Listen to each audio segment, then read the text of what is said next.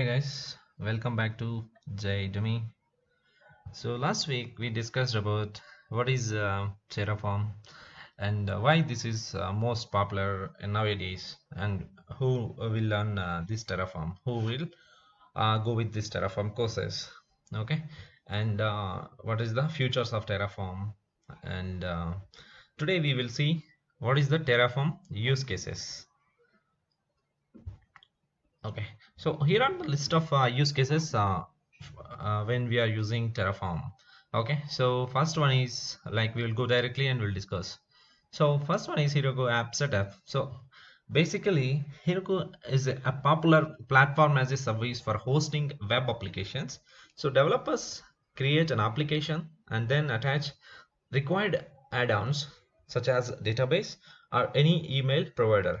So one of the best feature is the ability to elastically scale the number of dynos or workers. However, most applications quickly need many add-ons and external service. This will by using the Terraform we can get this all. So we'll see Terraform can be used to codify the setup required for the Heroku application, ensuring that all required add-ons are available, and it can go even further configuring our DNS simple CNAMEs, that is domain name service, where we can create point to our CNAMEs, or setting up a Cloudflare as a CDN for the app. So setting up a CDN is basically content delivery network. Cloudflare is an open source CDN. With the help of this one, we can set up best of all, Terraform can do all of this under specific 30 seconds without using any web interface. It just requires any command line utility. So this will we can achieve very quickly. We need to define that means we need to codify, that's it. Remaining things will taken care by Terraform. And another feature, multi-tier applications. A very common pattern is an n-tier architecture. N is nothing but like what are that, like single tier, two tier, three tier architecture. The most common two-tier architecture is a pool of web servers that uses a database tier. Additional tiers get added for API servers, caching servers, routing meshes, any storage layer. This pattern is used because the tiers can be scaled independently and provide a separation of concerns. Okay, so to help this one, Terraform is an ideal tool for building and managing this infrastructure. Each tier can be described as a collection of resources, and the dependencies between each tier are handled automatically. So Terraform will ensure the database tier is available before the web servers are started. Because if we were having a dependency to create application, so if you are not creating database, so we will get an error. So to avoid this one, Terraform will ensure the database tier is available before the web servers are started, and that the load balancers are also aware of that web nodes. That is how we will configure within the Terraform code. So another feature, self-service clusters. At a certain organizational size, it becomes very challenging for centralized operations to manage the team for large and growing infrastructure. Assume nowadays we are moving to cloud, so where we are having like lot of servers. So if it is starting one or two servers, you can manage like 10 servers, you can manage hundreds, 200, 500 servers. It is very difficult to manage. So instead it becomes more attractive to make self-service infrastructure, allowing product teams to manage their own infrastructure using tools provided by the central operation team. So if you use Terraform, the knowledge of how to build and scale service can be codified in a configuration. Terraform configuration can be shared within organization, enabling customer teams to use the configuration as a black box and use Terraform as a tool to manage their services with ease. Software demos. Modern software is increasingly networked and distributed.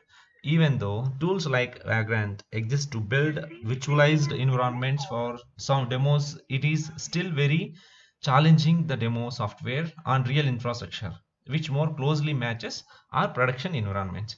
So when you use Terraform, software rights can be provided a Terraform configuration to create, provision, and bootstrap a demo on cloud providers like AWS. This allows end user to easily demo the software on their own infrastructure, and even enables tweaking parameters like cluster size, sizing, resizing to more rigorously test tools at any scale. Like we can, if you want to give any demos to the clients, you can with the help of AWS and Terraform, it will be very easy. You can go and give like if you want to create any cluster or virtual VM, that you can easily do it. Disposable environments. So in common practice to have both a production and staging or QA or developing environments, these are smaller clones of their production, but these are used to test new application before releasing into production. As the production environment goes larger and more complex, it becomes increasingly to maintain and update staging environment. Okay, so to help with that, we will use Terraform. The production environment can be codified and then shared with the staging, QA, or dev environments. This configuration can be used to rapidly spin up new environments to test in and then be easily disposed later point of time. This Terraform will help to team to difficulty of maintaining parallel environments and makes it practical to elastically create and test try the environments whenever we are not required for further deployments. Software defined networking (SDN) is become increasingly relevant in the data center as it provides more control to operation and developers and allow the network to better support the applications running on top of it. Most of SDN implementation have a control layer and infrastructure layer. Okay, if you use Terraform to codify the configuration for software defined networks, this configuration can be used by Terraform automatically. Set up and modify settings by interfacing with the control layer. This allows the configuration to be versioned. Previous version also you will have with the help of this versioning or versioned, and changes to be automated. As an example, if you're creating AWS VPC, Virtual Private Cloud, is one of the most used SDN implementation with Terraform and can be configured by Terraform. In Azure also, you can create Azure VNet. We have resource schedulers. So if you want to automate any task, that you can do with the Terraform. So in generally in large scale infrastructure, static assignment of applications to machines become increasingly challenging.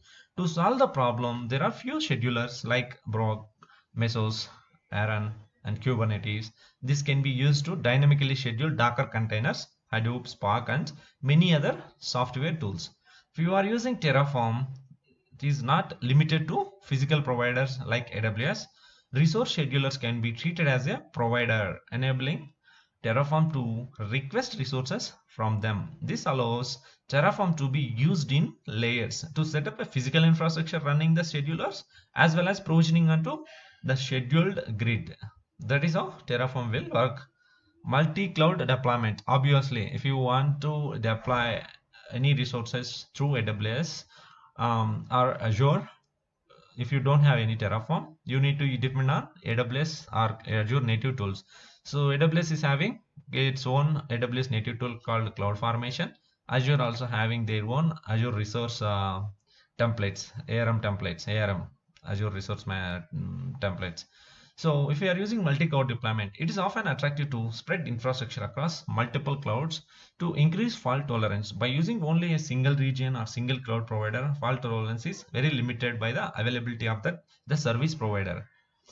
Having a multi-cloud deployment allows for more graceful recovery of the loss of a particular region or entire cloud provider. Assume if one cloud service provider is gone down due to some their internal problem or internal data center problem or any natural calamities problem. So we need to depend. We should not depend on same only one provider. So that is the reason we will deploy these our infra or application into multi-cloud with the help of Terraform. Resizing actually will help. So realizing multi-cloud deployments can be very challenging as many existing tools for infrastructure management are cloud specific. Terraform is a cloud agnostic and allows a single configuration to be used to manage multiple providers. But cloud agnostic, that means the same whatever the configuration we are using for AWS, it won't work in Azure. That you need to keep in mind. But it is agnostic, but it is not an if you are using same code in Azure also, it won't work. Okay, to even handle cross cloud dependencies, this simplifies management and orchestration, helping operators build large scale multi cloud infrastructures.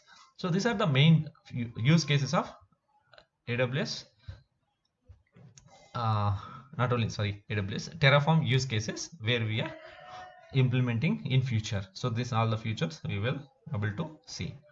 And yeah, so this ends with the Terraform use cases. So thank you, thanks for watching. Please do like and subscribe if you are not done. So up in coming video we will see how to install Terraform and from the scratch in the both the Windows and Linux environments, and we will see starting further. So thanks for now, see you later.